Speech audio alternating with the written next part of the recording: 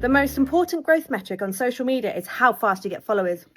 That is absolutely not true, and I'm going to talk you through why that is.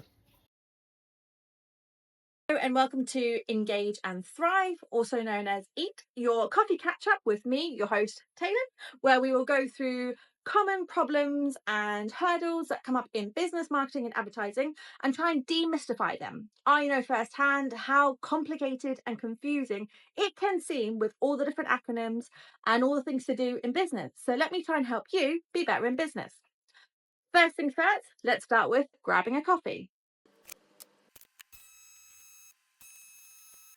This has to be one of the most misleading assumptions that I really want to poo-poo really quickly, because with social media growth, it's really not about how quick you're gaining followers, how quick your channel is growing. Do you have 100 followers, 1,000 followers, 1,000,000 followers?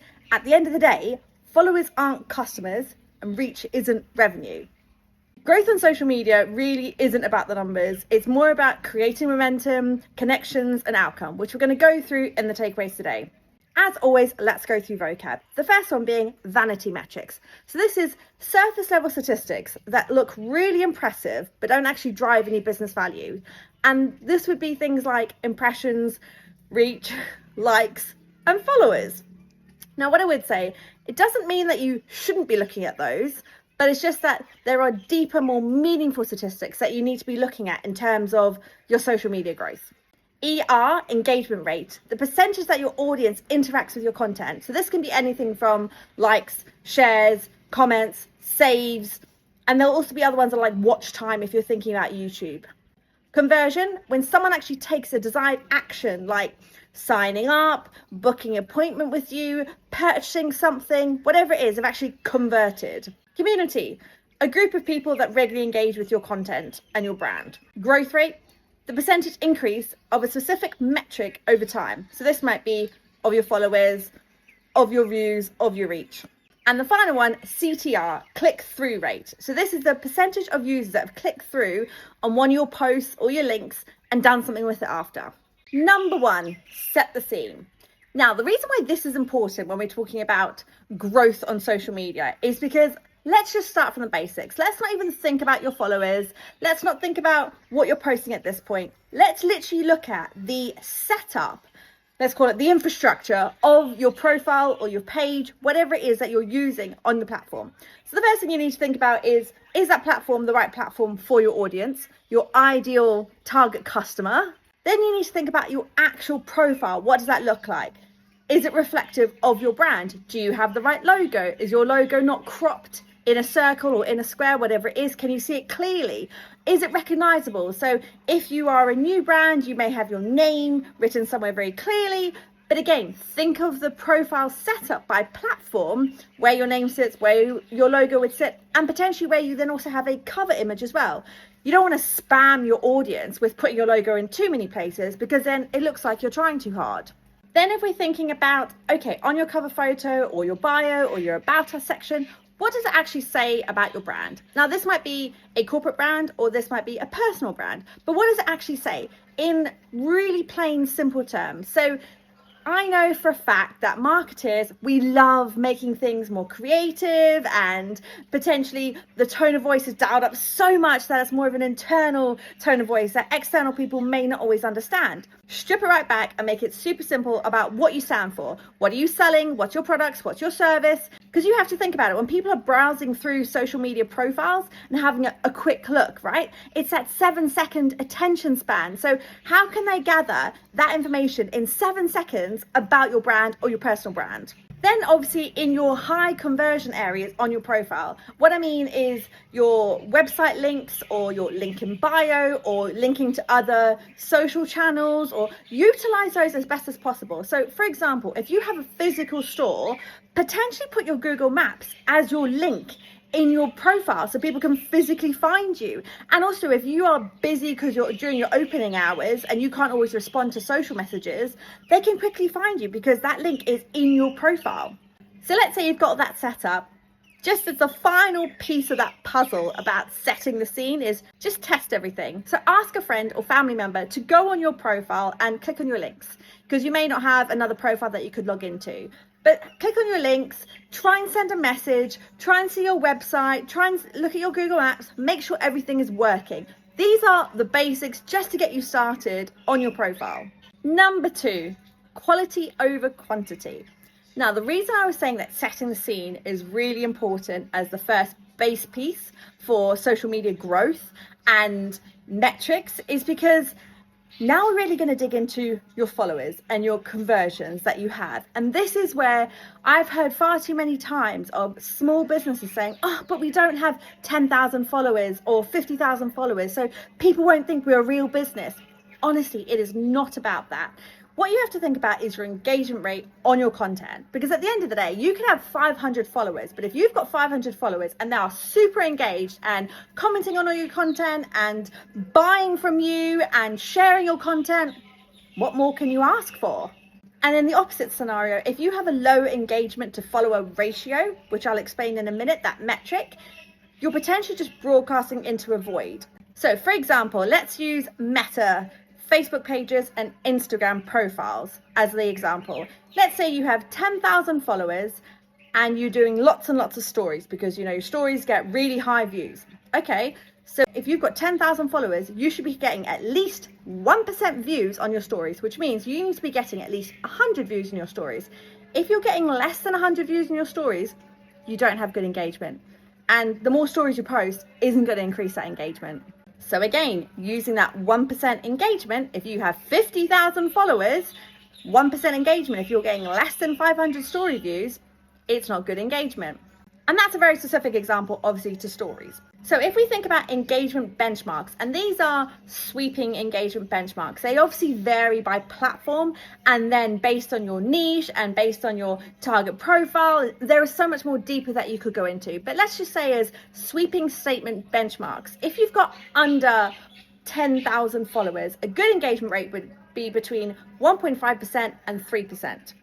If you have between 10,000 and 100,000 followers, you should be aiming for 0.8% to 1.5%. Now, you might think that's really low, but do the maths on those numbers. And then obviously, if you have over 100,000 followers, typically 0.5% to 0.8% is a good engagement rate. Again, it seems really bizarre when you put it into percentages, but work out the numbers. So in reality, great, you've got engagement on your content, people are commenting, they're saving, they're sharing, whatever it is. But at the end of the day, the whole point of doing this and the whole point of doing social media and spending all that time creating content is because you want people to buy from you. So whether it's a product or a service, whatever it is, you essentially want someone to buy from you. Yes, you can be building a great community, and obviously we all want great communities, but there would be a business objective that you're trying to achieve. So again, another sweeping statement, reality of conversions, of followers converting into paying customers is typically only 1 to 2%. So if you think about it now, those 10,000 followers, the 1 to 2% that you're likely to get converting into actually paying customers is 100 to 200 actual customers, right? Which now you might be thinking, well, those 100 to 200 customers could be all the story viewers. Probably not, because they're viewing your stories. Are they the same ones that are engaging with your content? Again, another thing, we're saying 1 to 2% only are you converted to paying customers, is there could be variables. Those 1 to 2% could be amazing at referring people to you. They could expand your reach with word of mouth. They could be lifetime customers. They could be reoccurring customers. Great. I'm just trying to give you the sweeping average benchmarks just so you're aware. So if you're not seeing at least those percentages that I just mentioned, then there are some issues. And you need to think about, is your content relevant to your audience? And is there a trust issue? So it could be that your audience are disengaged.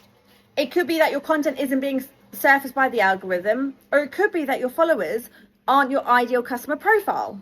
Which all of this nicely leads into number 3, continuously optimize and evolve.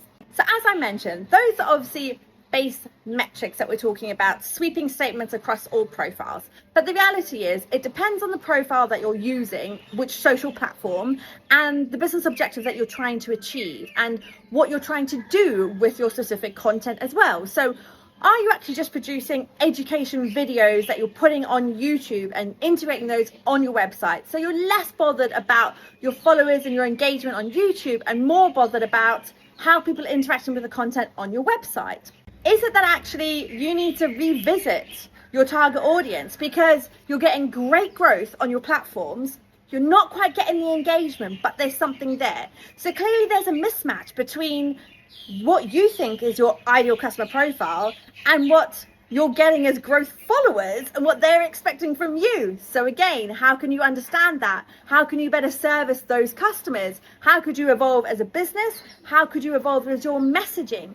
Could you be doing content to actually ask your audience what they want from you? So what they want from you from a content perspective, but also what they want from you from a product and service perspective, or if they're not buying from you, asking that information as well to be like, have you tried our product? What's stopping you from trying our product? Run polls, run live Q&As, run lives where people can interact with your product and you can give direct feedback whilst they're interacting with your product. You could collaborate with influencers because potentially you need to be tapping into each other's communities and increasing your engagement on your communities. Not necessarily your growth, but your engagement. Remember, this is all about the engagement because at the end of the day, that engagement is what you're trying to convert into customers. Obviously, it's really important to be consistent. I mean consistent in everything. So if we go back to number one about being consistent in your profile, what your messaging is, what you're about, what you stand for. If we're going back to your growth and your engagement and your community, so how are you treating and responding to your growth of your community? Are you reintroducing yourself as a brand and a personal brand? Again, allow people to unfollow you. And if you are having a huge growth rate of followers, make sure you're reiterating your message, but with consistency as well. Consistency with posting, consistency with stories, consistency with uploading videos, consistency with replying to comments and messages, because this is your community. This is where you make the movement. This is what converts them into customers. Don't worry about the follower numbers, worry about the engagements. The other thing to think about with obviously optimizing with your growth of followers is time of day. So look at your analytics, look at what country they've come from, think about the best time of day you're posting. Again, is that one of the reasons that you maybe aren't getting high engagement rate, but you've got high growth followers? Because you're actually posting from London and most of your followers are actually in the US and it's a nighttime when you're posting when they're asleep. And obviously with all of this, if there's any part that you feel like is a struggle to be consistent with, firstly, think about how you can improve that process. Secondly, think about, could you automate it? And thirdly, then consider, do you need to hire someone to help you, a freelancer or a team member? Or is there something that you're spending too much time on and not really getting your return on investment, your ROI? So as a wrap up, social media growth isn't about chasing the next 1,000 followers. It's about building the trust and improving those engagements. Because at the end of the day, those engagements are what convert them into paying customers. Thank you for joining me for another episode of Engage and Thrive with your host, Taelon, and see you next week.